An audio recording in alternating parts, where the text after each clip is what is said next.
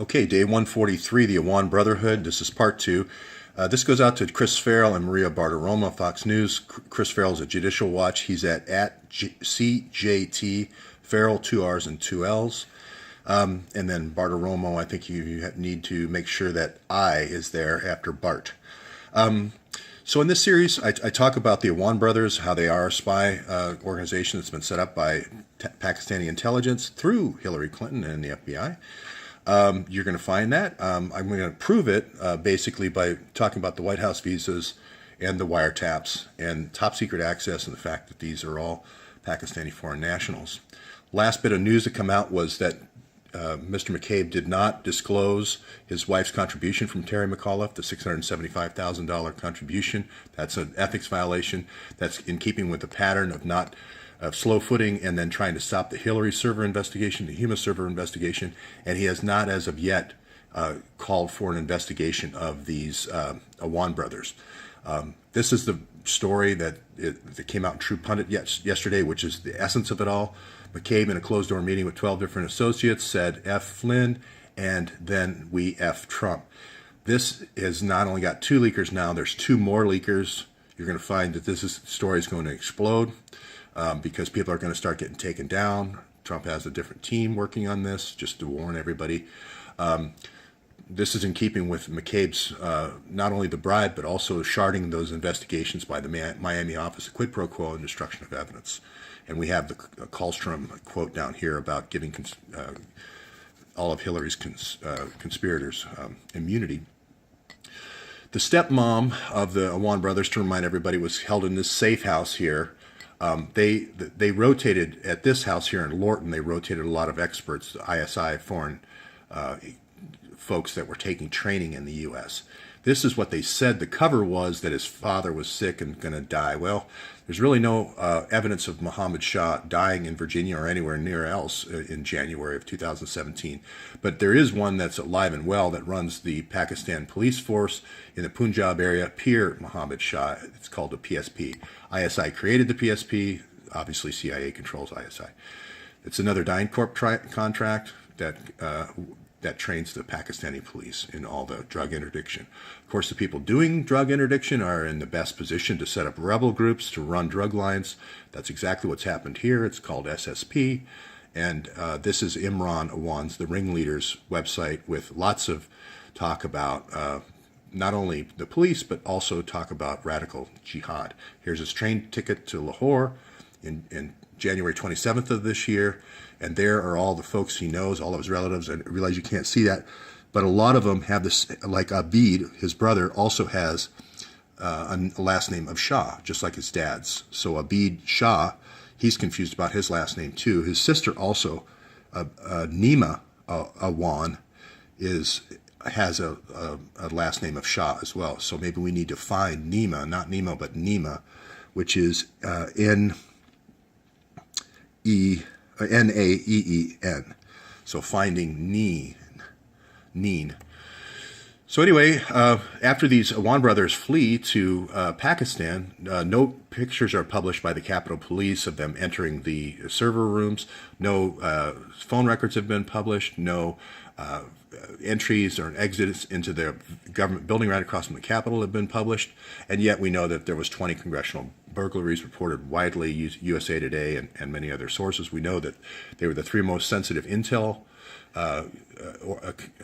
committees in Congress.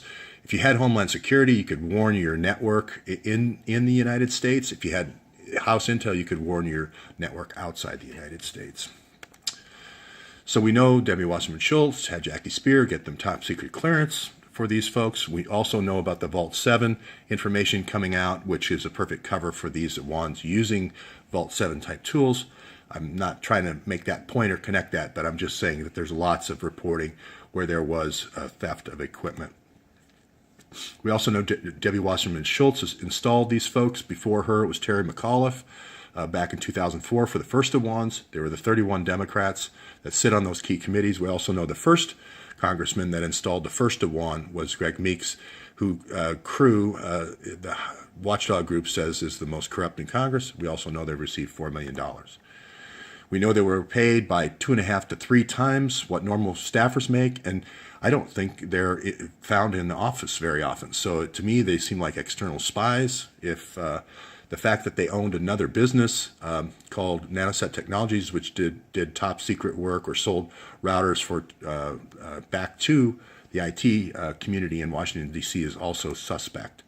The fact they had a mortgage company and a couple of car dealerships. Sometimes these are used by the CIAs. They're called proprietaries. It's when your agents come in, you need to get them a car, and you need to get them housing somewhere, temporary housing. Sometimes you need to get them a permanent cover, like a mortgage and so forth. In this way, if you run it all through just the Awans, you erase the footprint trail of all your agents all over the United States, not just in the Virginia area.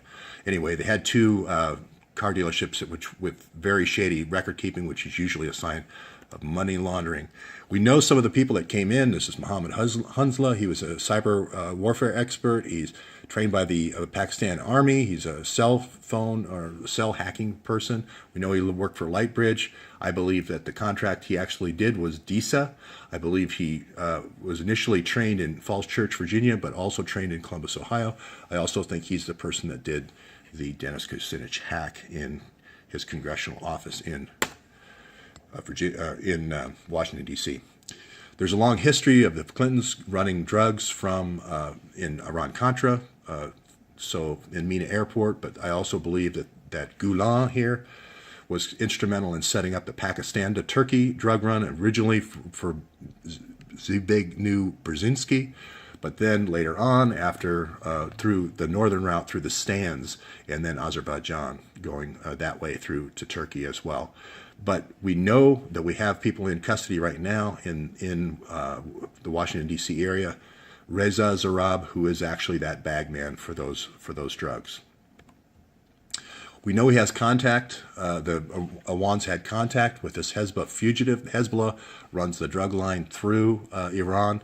So we're going to find out that the negotiation for the Iran hostage deal and the negotiation for the nuclear deal, one component of it is to maintain the rat line through Iran, or reestablish the rat line.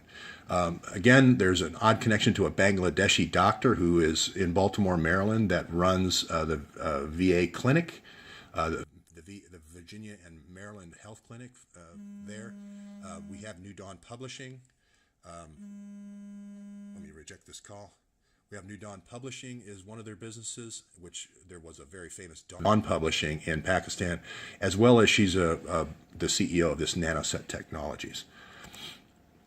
Here's the old golden route from Pakistan. This is the old Zbigniew Brzezinski line from Pakistan to Turkey. Later on, 10 years later, after the fall of the Soviet Union, the northern route was established, but Gulen was involved in all the stands and undermining all the stands for 10 years. He especially came in after the fall of the Soviet Union to take control of all the former Soviet Union republics. That was the new routes that he established. The latest route goes from Karachi to Dhaka, Bangladesh. And we have a history of Amjad Awan with BCCI. This goes back to the Iran-Contra with Mina Airport. He was the CIA's man in Pakistan. Then he went to Central America to set up the Medellin laundry operation through Noriega. And our friends at Mossack Fonseca. He served 12 years in drug laundering. Is he related to the other Awans? I don't know. We'll find out. So that's the update for now.